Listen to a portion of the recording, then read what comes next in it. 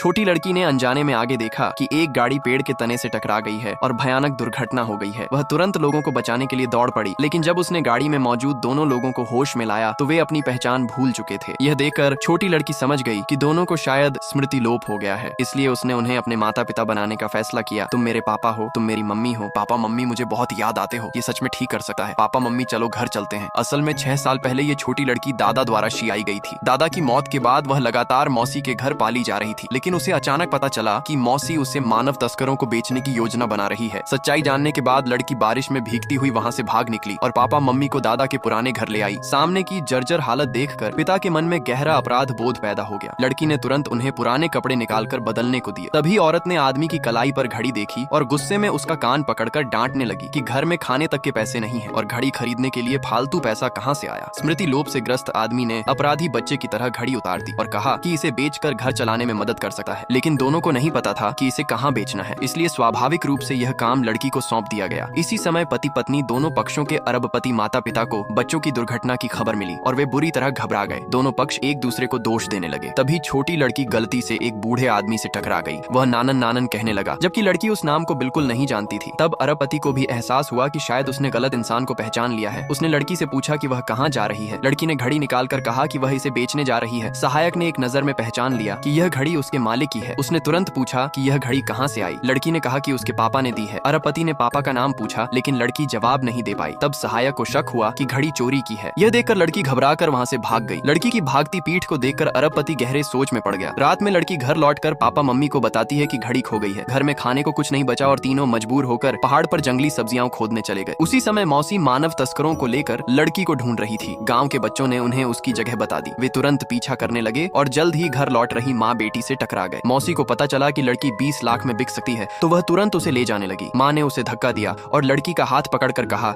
कि वह उसकी माँ है। मौसी चिल्लाई कि ये सिया हुआ बच्चा है, इसकी कोई माँ नहीं। लड़की को खींचते हुए वापस ले जाने लगी। लड़की रोते हुए बोली कि वह वापस नहीं जाना चाहती। ये सुनते ही माँ ने मौसी को जोरदार थप्पड़ मारा और लड़की को भागने को कहा। खुद बुरे लोगों के सामने खड़ी हो गई, लेकिन मौसी ने मौका पाकर लड़की को पकड़ लिया। माँ ने चेतावनी दी कि यह गैर कानूनी है। तभी पिता ने तस्कर को लात मार दी और कहा कि मेरी बेटी को छूने की हिम्मत मत करना। तस्कर ने तुरंत 2 लाख और जोड़ दिए।